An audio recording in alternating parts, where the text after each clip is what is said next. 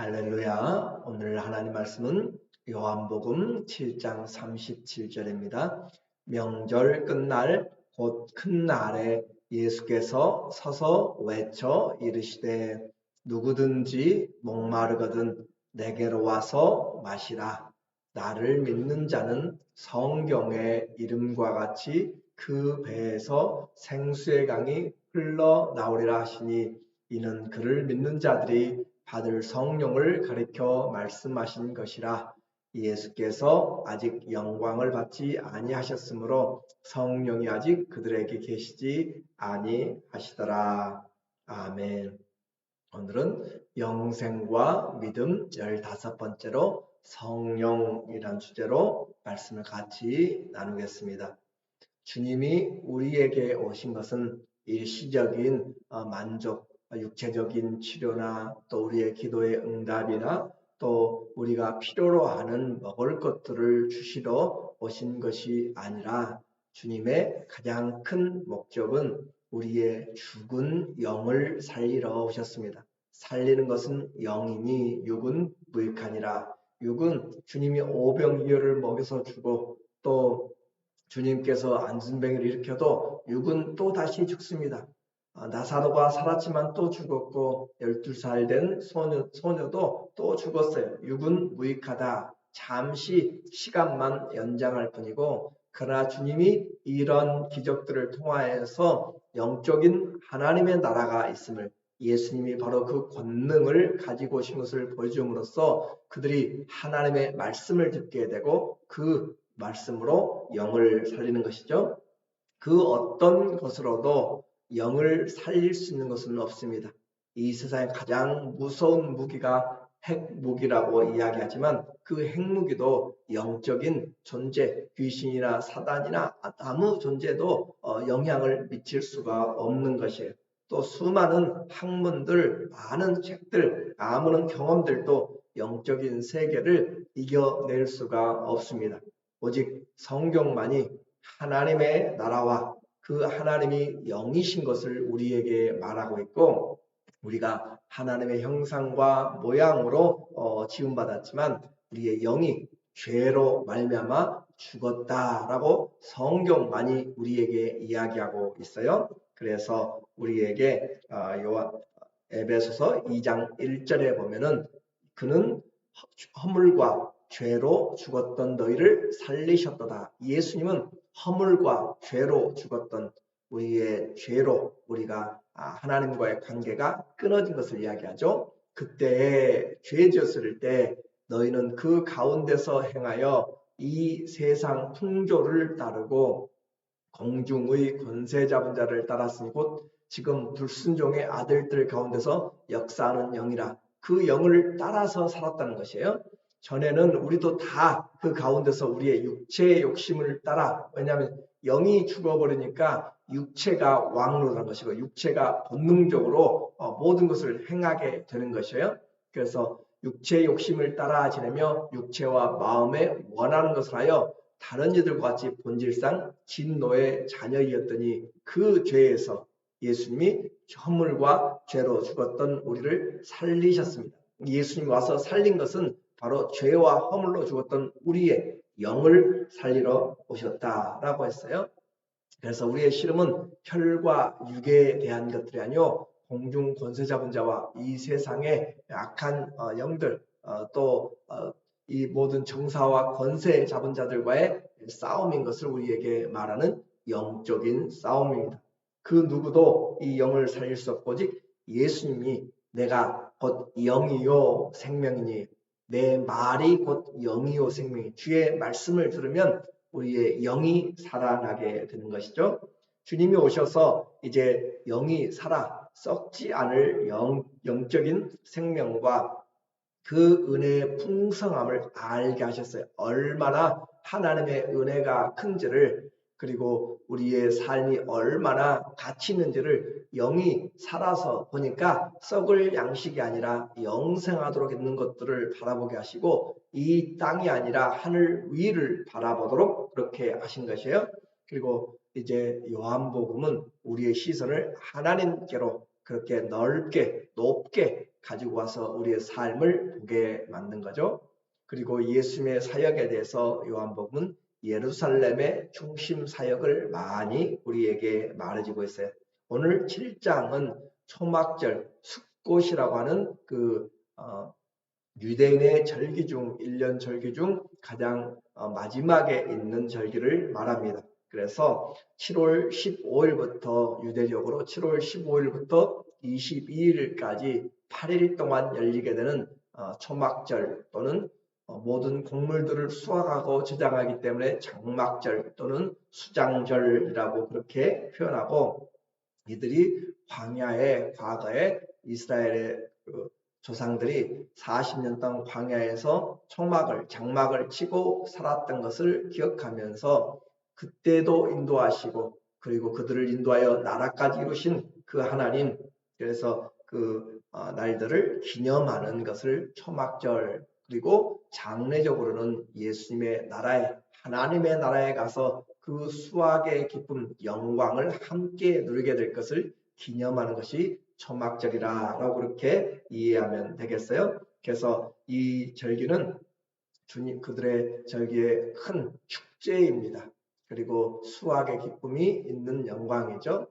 주님이 이 절기의 초반에는 올라가지 않고 절기의 중반에 올라가셨어요. 7장 14절에 이미 명절의 중간이 되어 예수께서 성전에 올라가 가르치시니, 성전에 올라가서 가르치셨다. 예수님의 사역 중에 하나는 가르친 것이죠. 이 세상에 하나님의 지혜를 가르치고 모세의 율법으로 준 것들을 다시 주님이 재해석하는 권위자로서, 율법의 전수자죠. 주님이 율법을 만드는 사람으로서 주님이 그 율법을 본질에 그 목적을 맞춰서 주님이 가르치시는 것이에요. 그래서 가르침을 받을 때, 올바른 가르침을 받을 때 올바른 믿음이 생기는 거예요. 예수께서 성전에서 올라가 가르치시니 유대인들이 놀랍게 여겨 이르되 이 사람은 배우지 아니하였거늘 어떻게 그를 아느냐 하니, 그들이 원하는 그들 가운데 있는 그런 학문들을 제대로 배우지 못한 사람이라고 그렇게 생각한 것이죠. 그런데 예수님이 가르치니까 그들이 놀란 것이고, 예수께서 대답하여 이르시되 내 교훈은 내 것이 아니요 나를 보내신 이의 것이니라. 예수님의 삶의 원칙, 사역의 원칙 기억하시죠?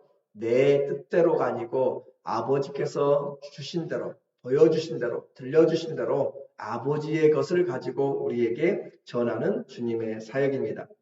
그래서 주님은 모든 이 성경을 주님의 권위로, 그리고 또 모든 성경이 누구에 대해서 쓰고 있다고 했어요? 예수 그리스도에 대해서 쓰고 있다고 했습니다. 성경을 읽으면 주님을 사랑하고 주님께 나오는 것이 정상입니다. 그러나 유대인들은 성경을 바로 보지 못했어요.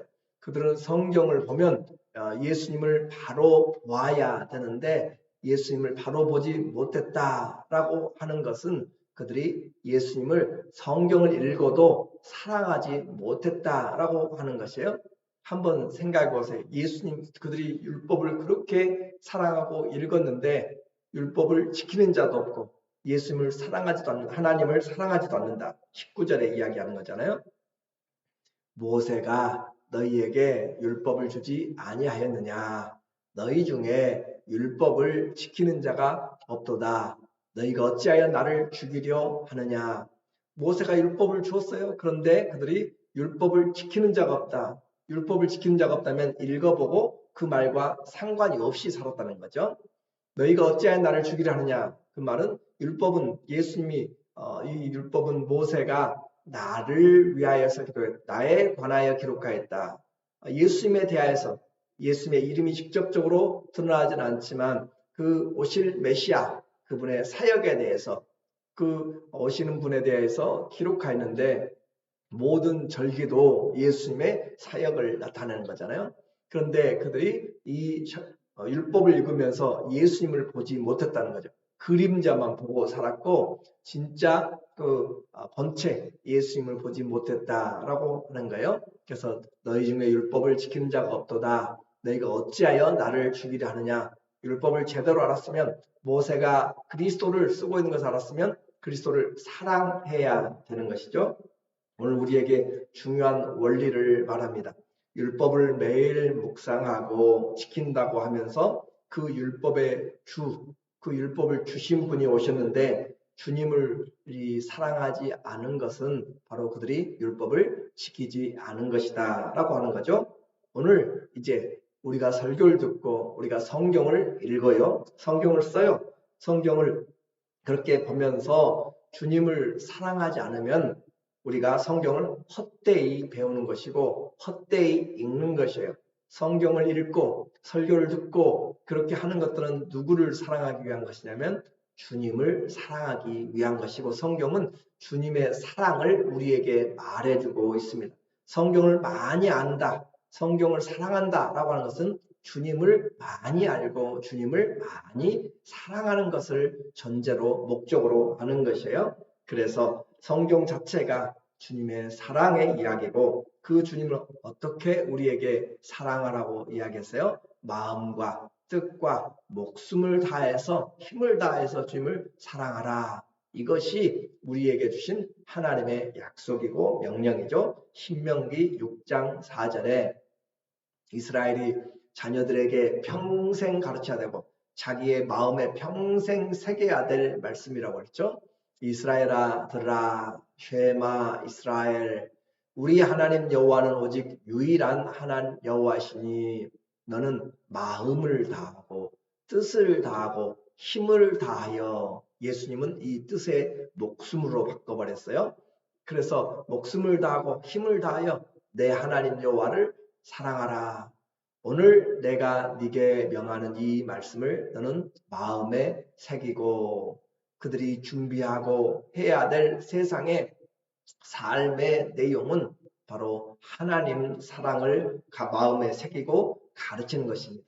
부지런히 가르치며 일평생 이 말씀을 가지고 살아가는 왕이 되어도 옆에다가 항상 하나님의 말씀을 놓고 읽어서 여호와 경외하기를 배우는 것. 그래서 성경을 읽으면 예수님을 사랑하게 되는 것이 가장 중요한 목적인데 그들이 지금 그 성경의 주인이 왔어도 예수님을 사랑하지 않는 것은 그들이 율법을 지키는 자가 하나도 없다. 오늘 예배를 또 주님 앞에 성경을 제대로 읽는 자가 없다라고 한다면 우리는 신앙생활 다시 해야 되는 거죠. 이제 초막절, 이 장막절, 수장제로 하는 이 잔치의 마지막 날이 다가왔습니다. 마지막은 폐회가 있는 것이죠. 마지막 날은 큰 날이라고도 표현하고 있어요. 그래서 마지막 날 대성회로 모이는 명절의 이 절기의 마지막 날에 하는 특별한 행사가 있습니다.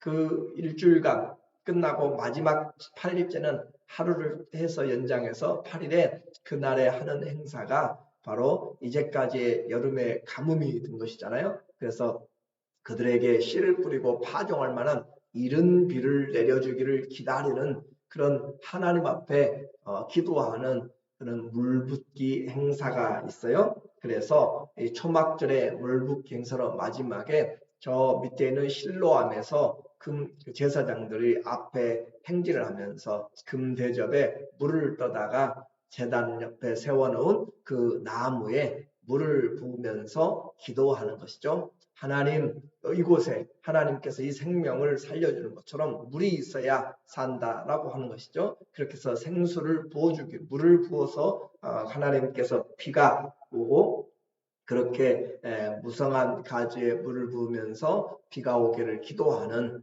그런 의식, 물붓기 행사를 하게 되는 것이에요. 그래서 나팔을 불면서 그들 온 사람들의 간절한 소망이죠. 정말 비가 와야 농사를 지을 수가 있기 때문에 그래요. 그렇게 하는 것들을 지금 주님이 이 명절의 마지막에 지켜보고 있는 것이에요. 그들의 행사들을 수많은 사람들이 제사장의 그 그룹을 따라서 옮겨가면서 하는 것들을 보고 그 사람들은 마지막 최고로 부르짖어서 하나님께 기도하는 거죠. 그런데 주님이 그들을 보면서 주님의 마음 가운데 그들이 아무리 열심히 가서 물을 떠다 붓고 기도하고 뭘 해도 그들의 목마른 인생은 해결되지 않습니다. 그것은 행사요 의식입니다. 그래서 주님이 그것을 보면서 그들이 하고 있는 무엇을 지금 하고 있는가, 지금 무엇을 기다리고 있는가, 비가 오기를 기다리는데 그 비는 오다가 또 멈춰질 것이에요. 정말로 그들에게 필요한 것이 무엇인가?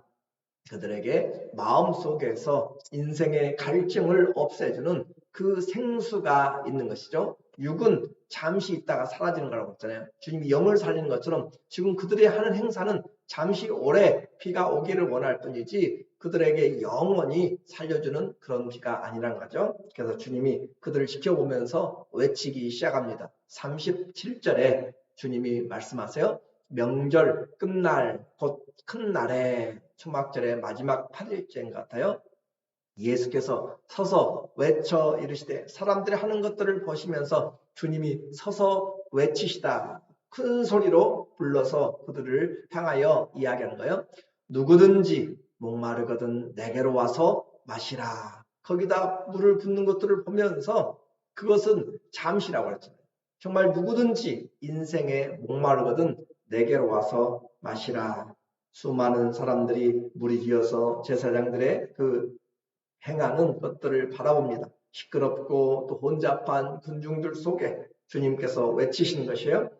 그 말씀의 본질은 뭐예요? 너희가 백날 붓고 매년마다 부어도 너희의 만족이 없다. 실로와 물로는 또 세상 것으로는 인생의 만족을 채워줄 수가 없다. 세상 것으로는 사람의 영혼을 채울 수가 없다는 것이죠. 하늘에서 비가 내려도 우리의 심령에 갈급한 것은 절대 해결해 주지 못한다라고 하는 것이에요.